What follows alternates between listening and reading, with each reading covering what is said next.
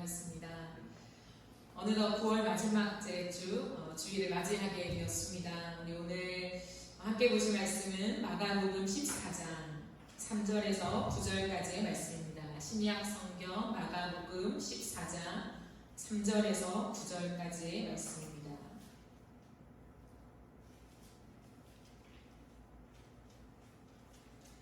다 찾으셨으면 한 절씩 교독하시고 마지막 절은 함께 읽도록 하시겠습니다. 예수께서 베나니 나병 환자 시몬의 집에서 식사하실 때에 한 여자가 매우 값진 향유 곧 순전한 나드 한 옥합을 가지고 와서 그 옥합을 깨뜨려 예수의 머리에 부으니 어떤 사람이 혈관에 내어서 말하기를 이 향유를 소비합니다. 이 향유를 300데나리온 이상에 팔아 가난한 자들에게 줄 수 있었겠도다 하며 그 여자를 책망하는지라. 예수께서 이르시되 낭만아 너희가 어찌하여 그를 괴롭게 하냐 그들에게 이혼을 하느니라. 가난한 자들은 항상 너희와 함께 있으니 아무 때라도 원하는 대로 도울 수 있거니와 나는 너희와 항상 함께 있지 아니하리라. 너는 나를 위하여 내 몸에 향유를 부어 내 장례를 미리 준비하였느니라. 함께 읽겠습니다. 내가 진실로 너희에게 이르노니 온 천하에 어디서든지 복음이 전파되는 곳에는 이 여자가 행한 일로 말하여 그를 기억하리라 하시리라. 아멘. 우리 9월 한 달 동안에는 예수님의 눈과 내 마음이 만날 때라고 하는 시리즈 설교로 함께 나누었습니다. 인정, 섬김, 드림. 오늘의 마지막 시간으로 계산이라고 하는 제목으로 함께 하나님의 말씀을 나누도록 하겠습니다.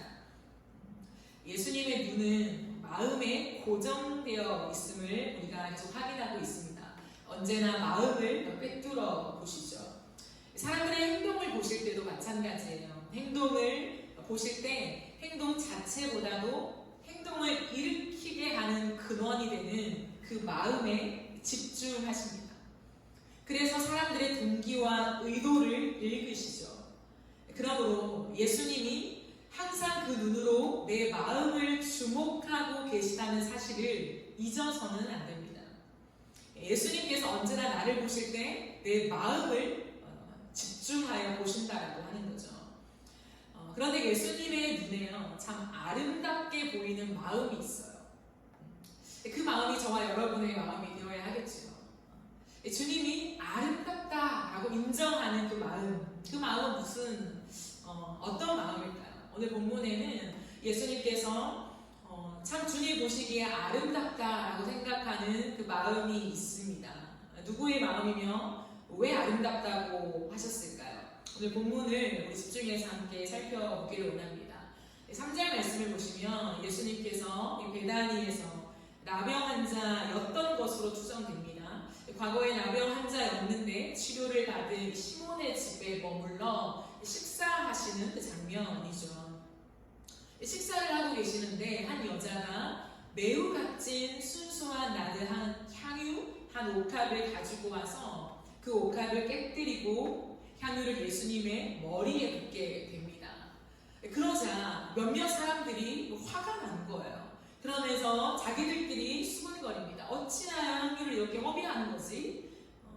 이 향유는 300데나리온 이상에 팔아서 그 돈을 가난한 사람들에게 줄 수 있었겠다 라고 자기들끼리 먼저 수군거린 다음에 그 여자를 책망하기 시작합니다. 매우 값진 향유 곧 순전한 나드 한 옥합이라고 표현되어 있는 이 향유는 무엇일까요? 나드 향유라고 되어 있어요. 자연 상태로 자란 인도산 나르드 식물의 야생 뿌리를 권류하여서 추출한 그러한 향유입니다. 되게 왕들이 사용하는 고급 향유에 속해 있습니다. 이 향유 한 옥합 약 330g 정도라고 추정하는데 이 작은 향유 한 옥합에 얼마를 가격으로 매기느냐라고 했을 때 300데나리온 이상의 가치가 나간대요. 데나리온이라고 하는 화폐 가치를 우리가 배운 적이 있죠. 한 데나리온은 노동자 하루 품삯에 해당이 됩니다. 그러니까 이 노동자의 1년치 연봉에 해당된다고 볼 수 있죠.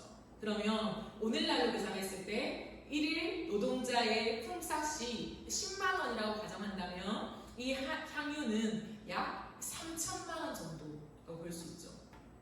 아주 비싼 값어치의 향유라는 거예요. 그런데 이렇게 비싼 향유를 갑자기 예수님 앞에 깨뜨려서 그분의 머리에 부으니 이것을 지켜본 사람들이 그 여자를 책망한 것은 어쩌면 당연한지도 모르겠습니다.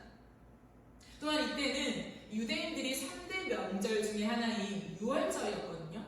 6월절에는 그 저녁에 많은 사람들이 구제를 하는 관습이 있었어요.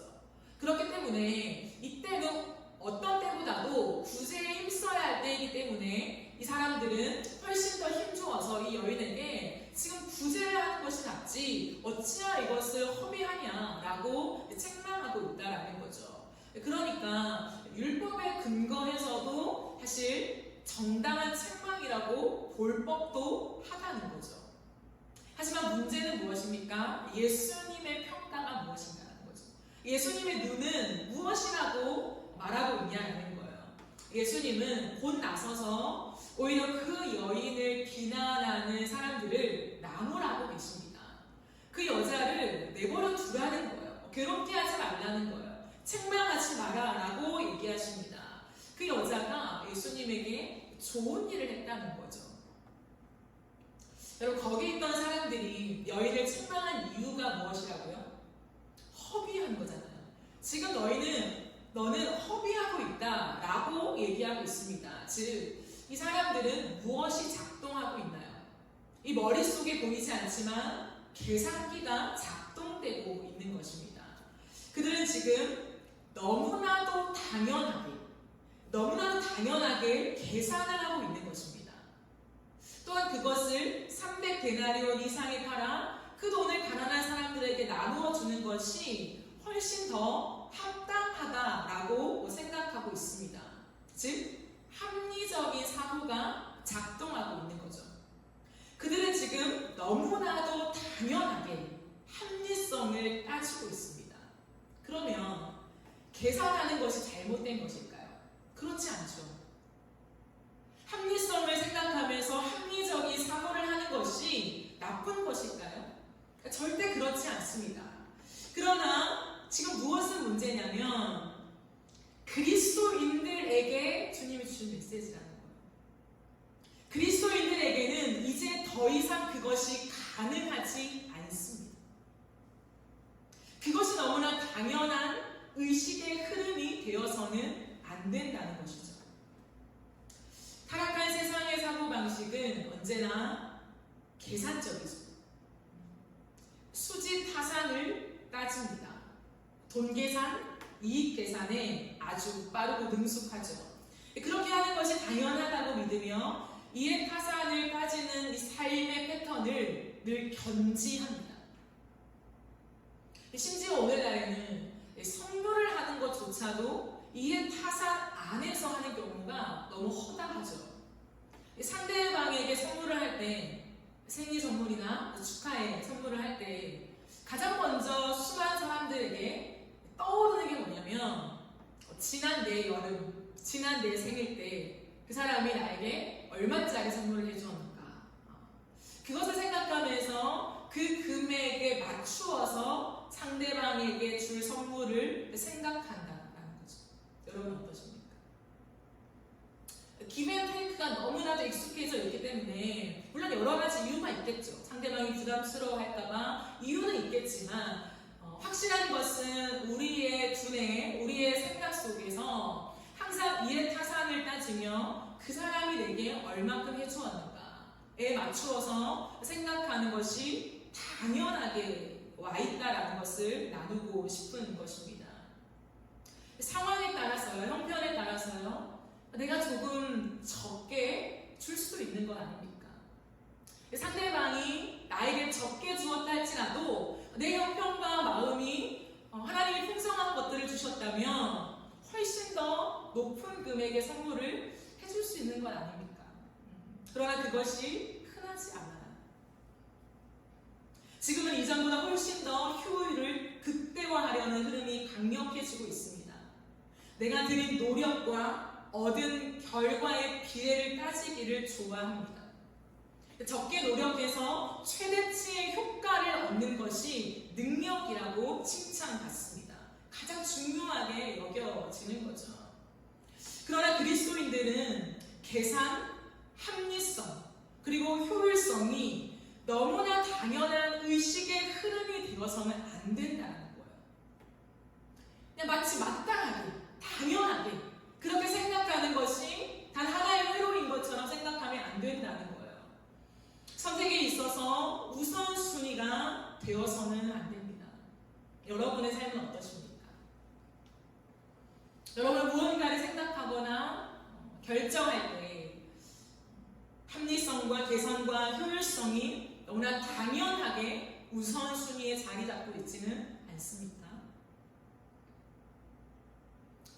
원래 예수님께서는 그것이 당연하게 작동하여서 너무나 마땅하게 가장 먼저 계산의 방법으로, 합리성의 방법으로, 효율성의 방법으로 생각하는 그 현장 속에 갑자기 때에 대한 말씀을 하십니다. 7절을 보실까요? 가난한 자들은 항상 너희와 함께 있으니 아무 때라도 원하는 대로 도울 수 있거니와 나는 너희와 항상 함께 있지 않는다. 그는 힘을 다하여 내 몸에 향유를 부어 내 장례를 미리 준비하였다라고 하는 말씀을 하세요. 갑자기 예수님이 때에 대한 말씀을 하시죠. 이상합니다. 예수님은 지금까지 이 땅을 살아오시면서 언제나 우선순위가 가난한 자들이었어요. 소외된 자들이었습니다. 질병에 걸린 자들을 치유하는 것이 우선순위인 것처럼 삶을 보여주셨다라는 거예요. 그런 예수님의 걸음에 비슷하게 거봐요 주님, 가난한 자들에게 나눠주는 것이 훨씬 더 주님께 기쁨이 되는 건 아닙니까? 라고 주장하는 그들에게 예수님은 아니라는 거예요. 가난한 자들을 돕지 말라는 것이 아닙니다. 그것은 마땅한 삶의 태도이지요. 그러나 하나님의 말씀은 언제나 구제 자체의 명령을 주신 것이 아니라는 거예요. 세상의 모든 일을 통틀어서 구제를 가장 먼저 해야 되며 그것을 위해서 우리의 모든 삶을 드려야 한다라고 하는 것이 하나님의 말씀은 아니라는 거예요. 이 땅의 가난함, 구제를 해야 할 만큼 결핍을 느끼는 이 모든 근원이 무엇입니까? 죄 때문이라는 거예요. 그러면 더 중요한 것은 가장 근원적인 문제는 뭐냐면 예수님의 십자가를 통한 죄의 씻음과 회복에 있다라는 것을 주님은 염두에 두고 계신 것입니다.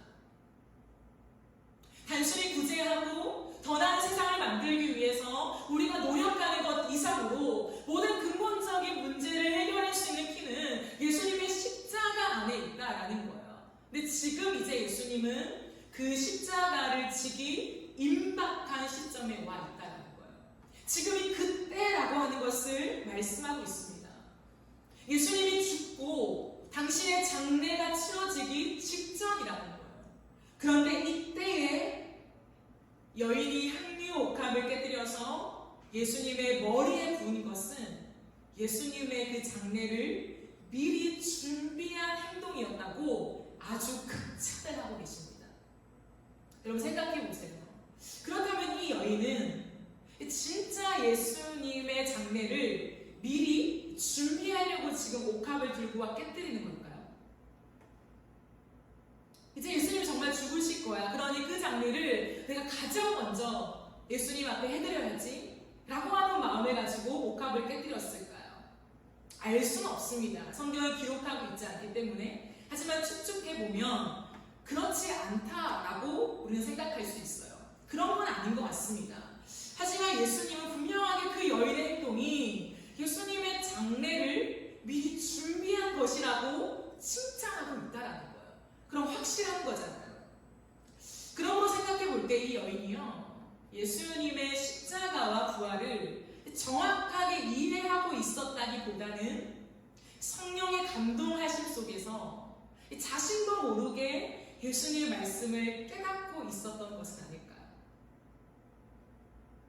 성령이 감동하신 가운데 때를 알게 되었다는 것입니다. 여러분, 이것이 지혜죠. 이것이 은혜입니다. 때를 알고 아는 것 말이에요. 이것이 주님 보시기에 좋은 일, 아름다운 일이라고 칭찬을 받게 된 것입니다. 좋은 일에 해당하는 헬라어는 칼론 에르곤이라고 하는 단어입니다. 번역하면 적절한 아름다움이, 적절한 아름다움.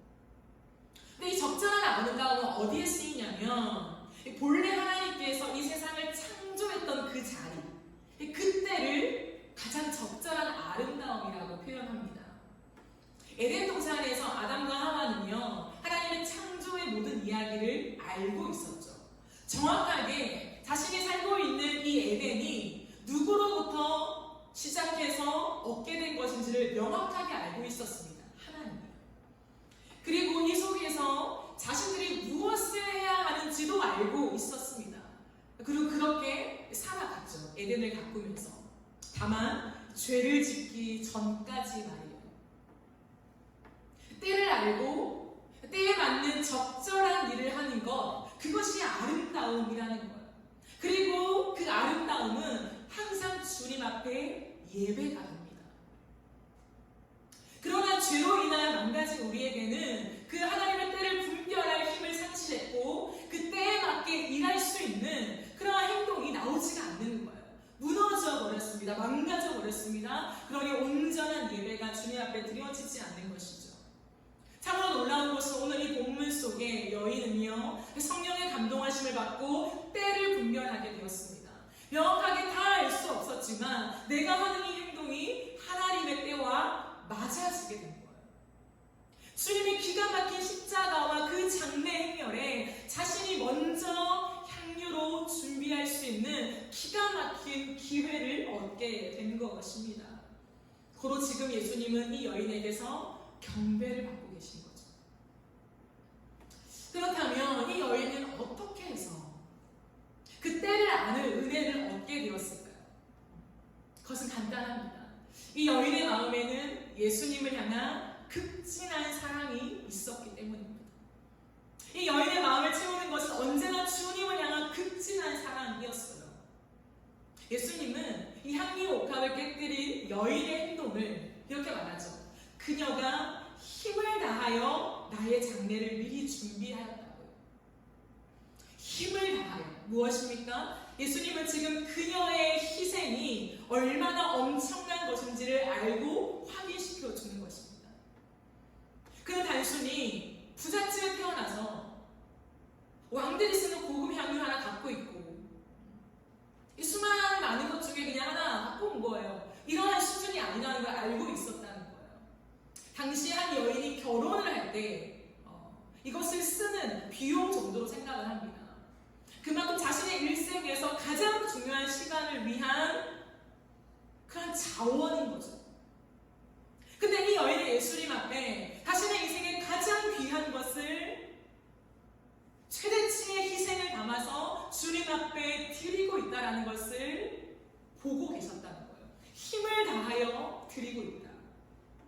가장 귀한 것을 드리며 이것은 이꼴 그녀의 전부와도 같다라는 것을 예수님은 지금 알고 있는 것입니다.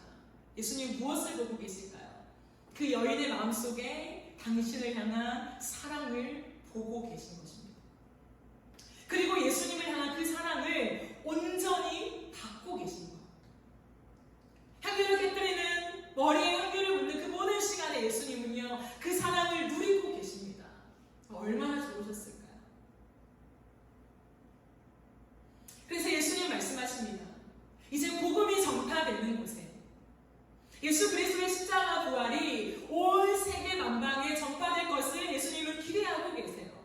반드시 그날이 올 것이다. 근데 그때 이 여인이 행한 일도 말하여 이것을 기억하게 하라라고 주님 말씀하십니다. 여러분 놀랍죠? 특별히 마가복음에서는 여인의 이름이 기록되어 있지 않아요. 여인에 대한 정보가 많이 나와 있지 않습니다. 마태마가, 누가, 요한복음 모두에 이 본문과 비슷한 내용이 다 적혀 있습니다. 하지만 내용이 조금씩 다르기 때문에 이게 한 사건을 다르게 기록한 건지 아니면 다른 두 가지의 비슷한 사건이었는지 명확하게 알 길이 없어요. 지금까지도 많은 학자들 간에 좀 논쟁이 되고 있는 그러한 본문 중에 하나입니다. 마가는 그걸 별로 신경 쓰지 않아요.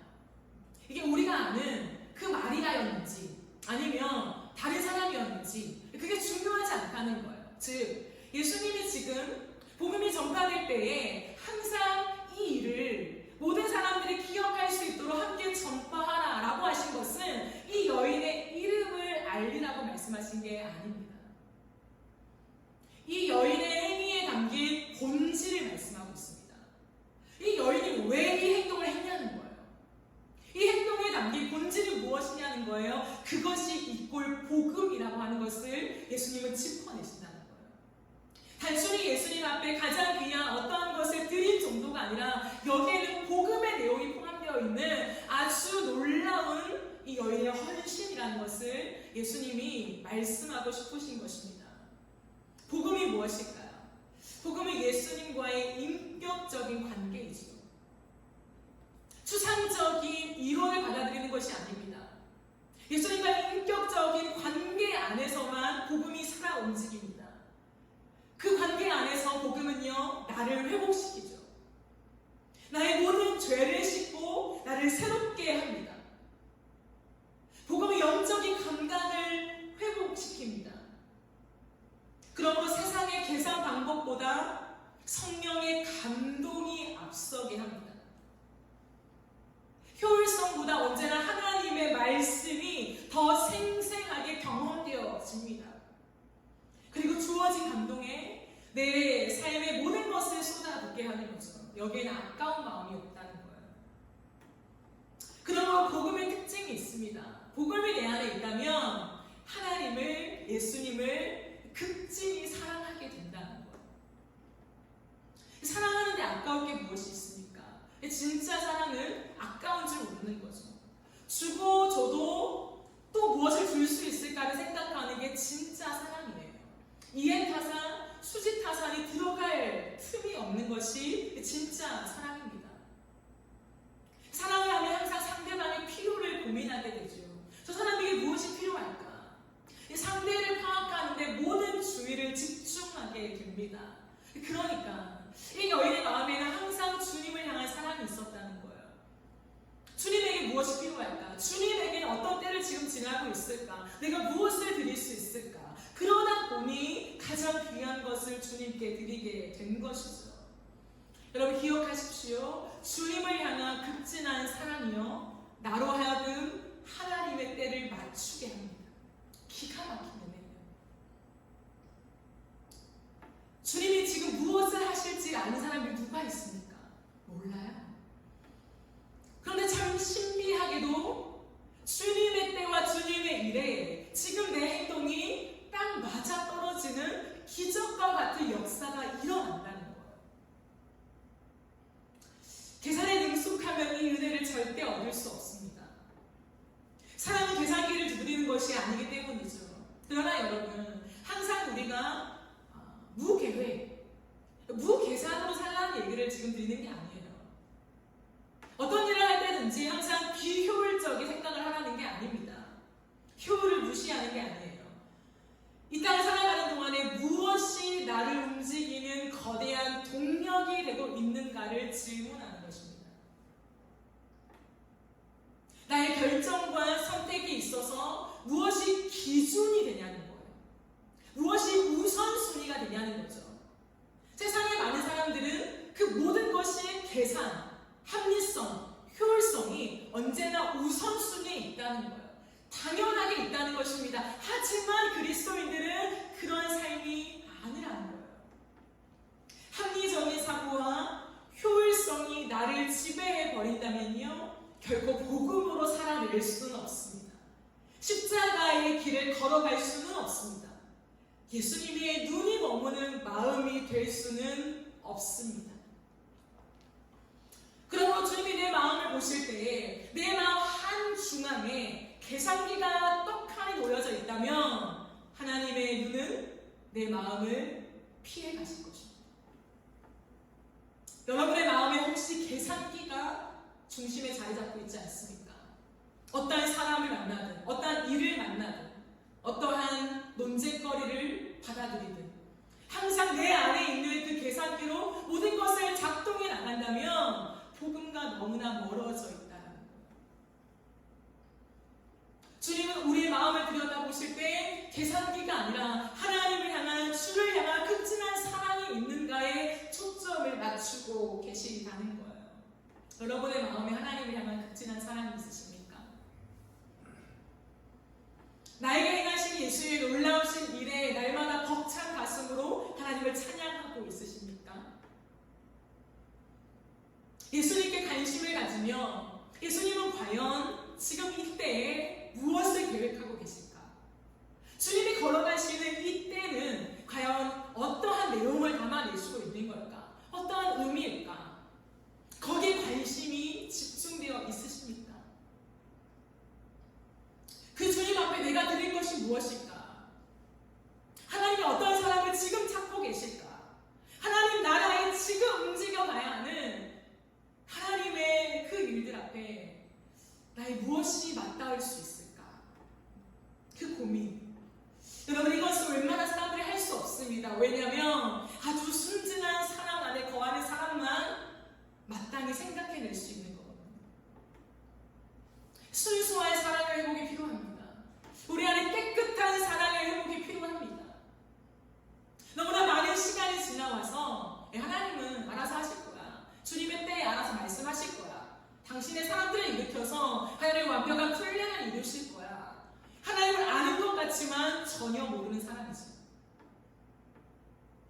하나님이 알아서 모든 것을 하시는 완벽하신 창조주요 보존자이신 것 맞습니다. 하지만 언제나 사람과 동력하기를 기뻐하시죠. 언제나 우리의 시간과 맞닿아서 하나님의 때와 우리의 시간, 하나님의 때와 우리의 헌신, 하나님의 때와 우리의 사랑이 맞닿아서 하나님의 일들을 하기를 기뻐하시는 분이 우리 하나님이라는 사실을 결코 잊어서는 안 돼요.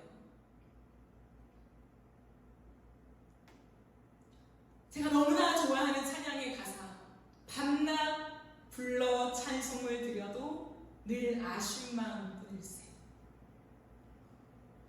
밤낮 늘 하나님을 향한 찬양을 부르는데 아쉬운 마음, 그거 아십니까? 하나님을 찬양하는데, 예배를 드리는데 지겨워지고 있다면, 아무런 마음이 없다면, 냉소적인 마음이 든다면, 딱딱한 마음이 든다면 우리는 아주 중요한 것을 놓치고 있는 거예요. 밤낮 주님을 찬양하고 찬양해도 아쉬운 마음. 하나님 앞에 드리고 드려도 더 드릴 게 없나? 그것을 찾기 위하여 탐색해 나가는 그 열심이 우리 안에 있어야 한다라는 거예요. 그렇게 주님을 사랑하고 주님을 위해 무엇을 할 수 있을지를 고민하는 사람은 하나님의 때를 아는 은혜를 반드시 얻게 됩니다. 이게 놀라운 은혜예요. 모든 것을 다 알고 계획하는 것이 아니에요. 하지만 주어진 감동을 따라 그저 했을 뿐인데 그것이 하나님의 일이 되는 거예요. 그것이 하나님의 역사가 되는 것입니다. 얼마나 놀랐습니까? 그러므로 우리는 하나님의 때를 알아야 해요. 그 때에 맞는 적절한 행동을 우리의 믿음이라는, 순종이라는 이름으로 주님 앞에 행해져야 합니다. 때로는 그 일이 남들 보기에는 무모해 보일 수 있죠. 이 여인처럼 정상적인 방법이 아니게 보일 수 있습니다. 이해 타산에 맞지 않아요. 융통성이 없어 보입니다. 내가 알던 너가 아닌데, 너라면 이런 행동을 안 했을 건데 왜 갑자기 이상 행동을 하냐 라는 말을 들을 수도 있습니다. 합리적이지 않고 비효율적일 수 있습니다. 시대의 흐름에 맞지 않는 일일 수도 있습니다. 이런 일은 세상 사람들은요 절대 선택하지 않습니다. 절대요. 하지만 그리스도인들은 선택합니다. 왜 그럴까요?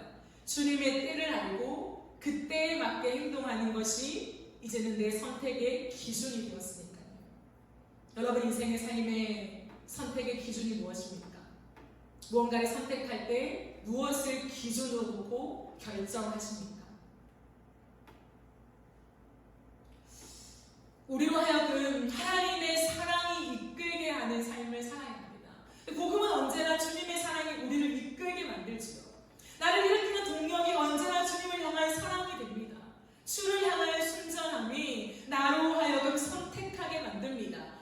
향유 옥합을 깨뜨리게 합니다. 낭비라도 좋습니다. 허비라고 욕해도 괜찮아요. 주님의 눈이 내 헌신에 머물러 주님을 향한 나의 순전한 사랑으로 예수님이 기뻐하신다면, 예수님이 감동하신다면, 그것이 십자가의 길에 다 있다면 나는 그것으로 충분한 것이죠. 그게 복음의 사람들입니다. 계산 회로가 아닌 사랑 회로가 세팅되어질 때에 주님의 눈이 내 마음에 정확하게 만나게 되는 것입니다. 그 만남 속에 하나님의 놀라운 역사가 만들어집니다. 사랑하는 여러분, 우리의 삶을 돌아봅시다.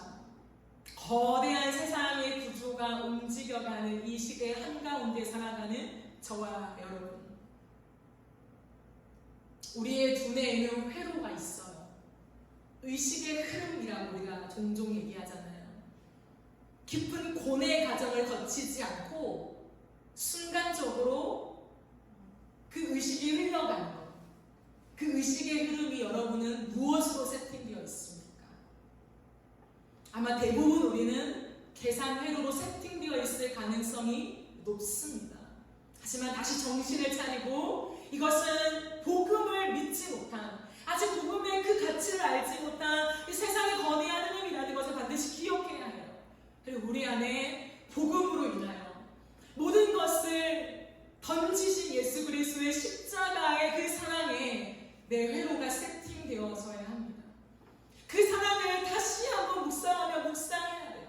오늘 우리가 힘있게 외친 것처럼 여러분, 하나님이 세상을 이처럼 사랑하사 독생자를 주셨다. 여러분, 이것이 복음 아닙니까? 이처럼 사랑하사 독생자를 주신 것 외에 무엇을 더 주셔야 우리를 만족할 수 있겠습니까? 이미 충분히 주셨다고요. 우리의 평생을 살아갈 만큼의 엄청난 희생과 값어치를 우리에게 안겨주셨는데 우리는 더 무엇이 필요하다고 주님 앞에 달라고 요청한단 말입니까? 그 주님의 사랑 앞에 깊이 묵상하는 우리가 되었으면 좋겠습니다. 우리의 생각을 다시 한번 바꾸고 주님 앞에, 하나님, 내가 다 알지 못하지만 그 하나님의 때에 맞추는 인생이 되고 싶습니다. 그럼 얼마나 신기하겠어요. 살아왔다가 돌아보니까 하나님의 때에 맞대요. 칭찬해 주십니다. 너가 내 장례를 준비하는구나. 얼마나 당황스러웠겠어요, 이 여인은. 저 주님의 장례를 준비하려고 의도한 건 아니었는데요. 의도한 건 아니었지만 그게 맞아떨어지는 그 행복함, 그런 인생을 살고 싶으시지 않습니까? 그 인생을 향하여 우리가 갈망하며 나아갑시다. 하나님, 내 인생에 당신의 때를 맞춤의 은혜를 주십시오. 그 때에 적절하게 행동하는 놀라운 순종의 삶이 있게 하여 주십시오. 주님의 눈이 내 마음에 닿아서 참 아름답다. 너의 마음은 세상과 닮아있지 않고 나와 닮아있구나. 내 십자가의 희생과 닮아있어. 그 옥합을 깨뜨린 거 이제 내가 너에게 줄 것이었는데 어찌 너가 미리 나의 장례를 준비하였냐. 참으로 놀랍다. 이 은혜와 이 음성이 우리의 인생에 떠나지 않는 축복이 임하기를 간절히 소망합니다. 오 주님, 내 인생 속에 주님의 사랑에, 그 엄청난 사랑에 누림을 가지며 세상을 바라보지 않고 주님을 쫓는 인생 되게 하십시오. 이것이 정말 여러분의 기도가 되어지길 간절히 소망합니다. 우리 이제 함께 찬양합시다. 우리가 이 시간 함께 찬양하실 때에 하나님, 내 향유 옥합을 주님께 깨뜨리기로 원합니다. 가장 귀한 상, 나의 전부를 주님께 드리기 원합니다. 우리 그런 마음을 함께 찬양합시다. 내게 있는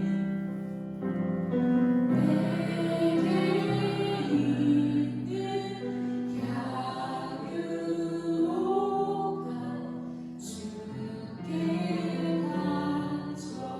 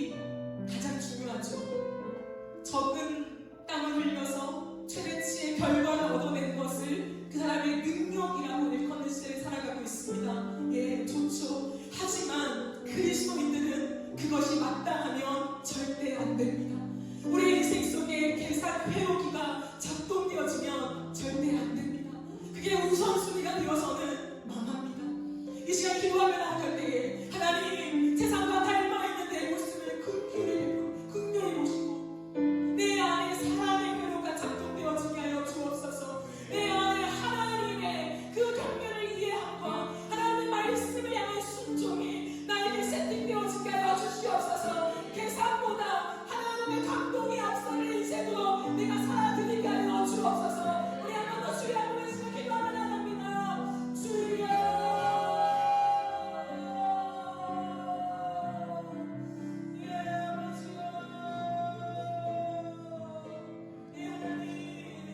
하나님 세상이 발전을 발전할수록 하나님 더 탁월한 계산기 더 미세한 계산기가 작동되어집니다.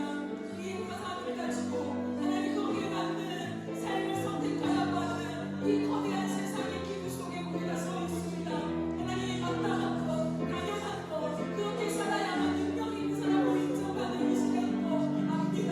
하지만 말씀을 거절합니다. 복음은 절대 우리에게 크기를 안내하지 않습니다. 복음은 언제나 우리에게 효율을 말하지 않습니다. 효율적이지 않은 인생을 살라는 것이 아니라 언제나 그것이 우선순위가 되는 삶을 있을 수 없다라고 말합니다. 그것이 마땅하지 않습니다.